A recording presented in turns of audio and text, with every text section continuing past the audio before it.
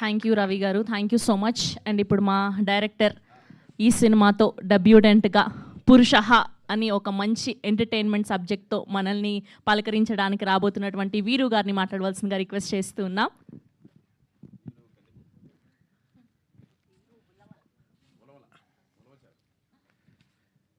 ఇక్కడికి విచ్చేసిన మీడియా మిత్రులందరికీ నా నమస్కారం అండి. నమస్కారం. శిరస్సు వంచి నా నమస్కారం చెప్తున్నాను. ఎందుకంటే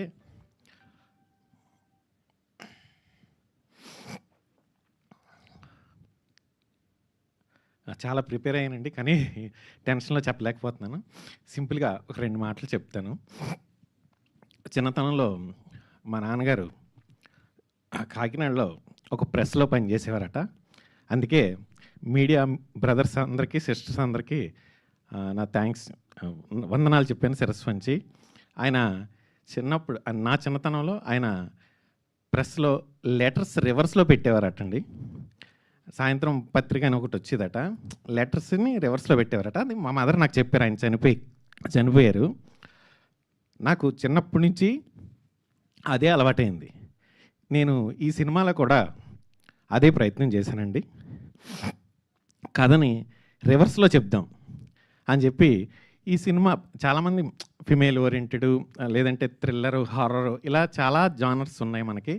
అసలు మేల్ ఓరియంటెడ్ అనే జానర్ లేదు. కానీ నేను ఫస్టే ఈ సినిమాకి పిచ్ డెక్ రెడీ చేసుకున్నప్పుడే మేల్ ఓరియంటెడ్ అని రివర్స్లో పెట్టి కథను కూడా ఆ విధంగా రివర్స్లో చెప్పడానికి ప్రయత్నం చేశానండి. దాన్ని మీరు అందరూ చూసి ఆదరిస్తారని అనుకుంటున్నాను. ఇకపోతే అసలు ఈ సినిమా నేను చేయడానికి నాకు మొదటిగా నాకు అవకాశం లభించింది ప్రొడ్యూసర్ కోటేశ్వరరావు గారి నుంచి. ఆయనకి నేను కథ చెప్పంగానే ఆయనకి నచ్చిందండి. ఫస్ట్ సిట్టింగే నేను ఒక్కసారి వెళ్ళి కథ చెప్పాను. సార్, ఈరోజు మంచి రోజు లేదు, మీరు ఇంటికి వెళ్ళండి, నేను ఫోన్ చేస్తానని చెప్పారండి. చెప్పిన తర్వాత ఒక 4 రోజుల తర్వాత ఫోన్ చేసి, సార్ మీరు ఆఫీస్కి వెళ్ళి వర్క్ చేసుకోండి అని చెప్పారు.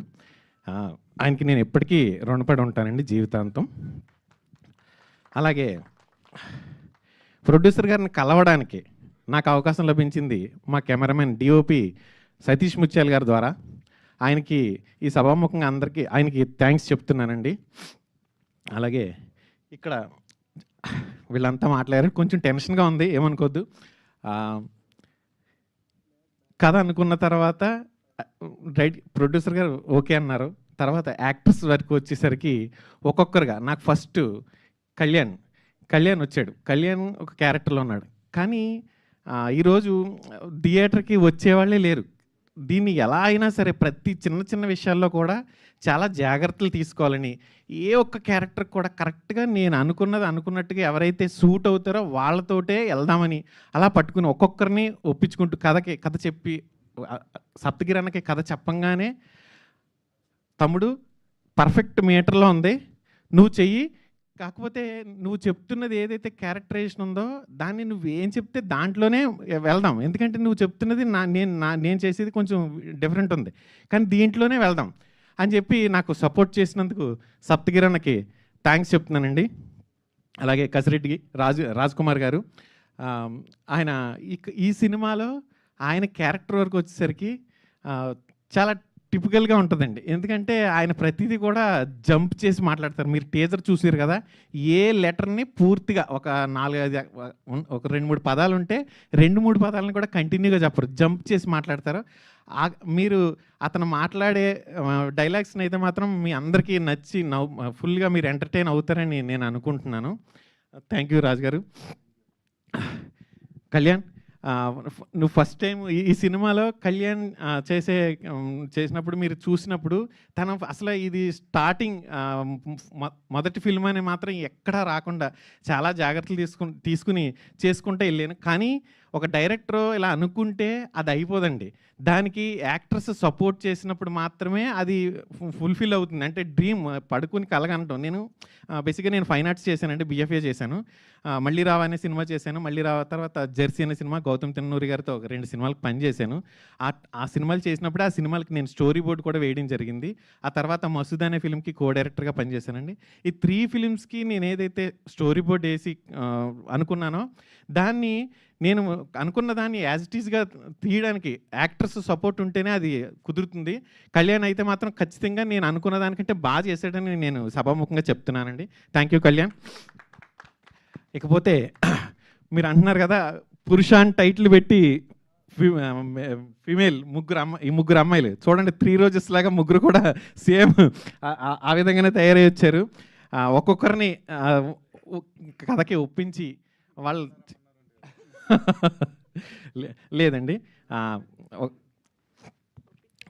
రాయించా తను చిన్నమ్మైనా సరే దీంట్లో నేను తనకు చెప్పింది ఏంటంటే నీవు ఉన్నదానికంటే ఒక 2-3 సంవత్సరాలు మెచ్యూర్డ్ క్యారెక్టర్ చేస్తున్నావు, నాకు టెన్షన్గా ఉంది అని చెప్పి. ఎందుకంటే వీళ్ళ కథలో వచ్చి బిఫోర్ మ్యారేజ్ ఆఫ్టర్ మ్యారేజ్ ఉంటుంది. బిఫోర్ మ్యారేజ్ ఓకే, నువ్వు ఆఫ్టర్ మ్యారేజ్కి వచ్చేసరికి కొంచెం మెచ్యూర్డ్గా చేయాల్సి ఉంటుంది. మీ మదర్ దగ్గరికి వెళ్ళి నువ్వు ప్రాక్టీస్ అవ్వని చెప్పాను. వాళ్ళ మదర్ నిజంగా ఎంత ప్రాక్టీస్ చేయించారో తెలియదు, చాలా బాగా చేసిందండి. ఈ సభాముఖంగా మదర్స్ డే చెప్తున్నాను వాళ్ళ మదర్కి.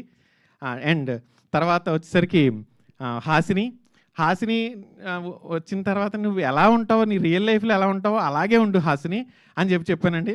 తన డ్రెస్సుల వరకు కూడా తనే నేను ఇలా డిజైన్ చేసుకుంటాను సార్, ఇలా ఉంటుంది అని చెప్పి తను చేసింది. థ్యాంక్ యూ అండి, థ్యాంక్ యూ హాసిని. ఇకపోతే విషిక ఈ సినిమాలో సెలెక్ట్ చేసినప్పుడు ఫస్ట్ రాగానే ఒక వాల్ చూపించి ఈ హైట్ వరకు నువ్వు కాలు ఎత్తగలవా విషిక అని అడిగాను. సార్ ట్రై చేస్తాను సార్ అంది. అన్న తర్వాత ఒక 1/2 feet వరకు తక్కువ వరకు ఉంది, ప్రాక్టీస్ చెయ్యి నువ్వు అంటే సరే సార్ నేను వెళ్ళి ప్రాక్టీస్ చేస్తానంది. ఫైనల్గా విషిక ఫుల్ యాక్షన్ సీన్స్ ఉంటాయండి ఇందులో, కంప్లీట్ ఫైట్స్ ఉంటాయి తనవి. నిజంగానే నేను ఫస్ట్ అడగడం ఎక్కడ ఉంటావు విషిక అని అడిగానండి. నేను ఎక్కడ పడితే అక్కడ ఉంటాను సార్ అన్నది. ఈ ఒక్క డైలాగ్ చాలు నువ్వు ఈ సినిమాలో ఉన్నావు. ఎందుకంటే అండి సార్ సినిమా మొదలైనప్పుడు ఒకరికి ఇద్దరికి పరిచయం జస్ట్ నార్మల్గా హలో పరిచయం అవుతుంది. కానీ సినిమా పూర్తయినా కూడా ఒకళ్ళ మధ్యలో ఒకరికి ప్రాబ్లమ్స్ లేకుండా అందరూ ఒక ఫ్యామిలీలో ఉన్నప్పుడే ఆ సినిమాలో వాళ్ళందరి కెమిస్ట్రీ బాగా వర్కౌట్ అయిందని తెలుస్తుంది. మేమందరం నిజంగానే ఒక ఫ్యామిలీలో అయ్యామని చెప్పేసి నేను అనుకుంటున్నాను. మాట్లాడండి అన్న. థ్యాంక్ యూ అండి. చిన్న సినిమా అయినా మీరందరూ ఇక్కడికి పెద్ద వాళ్ళందరూ ఇక్కడికి వచ్చినందుకు చాలా థ్యాంక్ యూ చెప్తున్నాను సార్. నిజంగా మీరు సార్ ఒక సినిమా థియేటర్కి వచ్చి జనం చూడాలంటే మీరు ఆదరించాలి సార్. మీరు ఆదరిస్తేనే సినిమా బయటకు వస్తుంది. ఎందుకంటే అండి ఈ సినిమాని జెన్యూన్గా మీరు ఒకసారి చూసి మీకు నచ్చితే మీకు నచ్చిన ఏదైతే మీరు దీని నుంచి అంటే ఇప్పుడు ప్రజెంట్ లైఫ్లో ప్రతి ఒక్కళ్ళు కూడా ఉదయం లేచిన దగ్గర నుంచి సాయంత్రం వరకు టెన్షన్ జీవితంలోనే ఉంటున్నారు. అయితే సినిమా నుంచి ఒకసారి సినిమా చూసి బయటికి వెళ్ళిపోయిన తర్వాత ఈ 2 గంటలు మాకు వేస్ట్ అవ్వలేదు, మేము హాయిగా నవ్వుకున్నాము అని అనిపించాలన్నట్టు నేను ట్రై చేశాను సార్. మీకు కూడా అదేవిధంగా ఈ 2 గంటలు నాకు వేస్ట్ అవ్వలేదని అనిపిస్తుంది సార్. మీరు అందరూ సినిమాని ఆదరిస్తారని కోరుకుంటున్నానండి. మళ్ళీ ఒకసారి మీ అందరికీ శిరస్సు వంచి నమస్కారం చేస్తున్నాను. థ్యాంక్స్ అండి. థ్యాంక్ యూ వీరు గారు, thank you so much. All the very best. మీకు మంచిగా ఈ సినిమా ఆడాలని మనస్ఫూర్తిగా కోరుకుంటున్నాం. అండ్ ఇప్పుడు హీరో పవన్ కళ్యాణ్. నమస్తే అండి సార్. ఈ సినిమా ఇంత బాగా రావడానికి ఒక 4 కారణాలు ఉన్నాయండి, అవి చెప్తున్నాను. ఒకటి డిఓపి సతీష్ ముత్యాల గారండి. ఈ కథని నేను ఆయన నాకు మళ్ళీ రావా దగ్గర నుండి పరిచయం బాగా. మళ్ళీ రావా కూడా ఆయనే డిఓపి, అప్పటి నుండి పరిచయం. ఆయన చాలా బాగా దీనికి వర్క్ చేశారు. థ్యాంక్స్ అండి సతీష్ గారికి.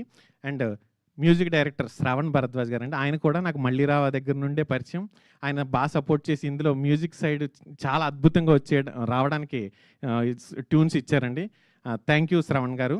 అండ్ ఎడిటర్ కోటి, ఆయన కూడా నాకు జెర్సీ వర్క్ చేసినప్పుడు ఆయన జెర్సీకి అసోసియేట్గా వర్క్ చేసేవారు, ఇప్పుడు ఈ మూవీకి ఎడిటర్గా వర్క్ చేస్తున్నారు.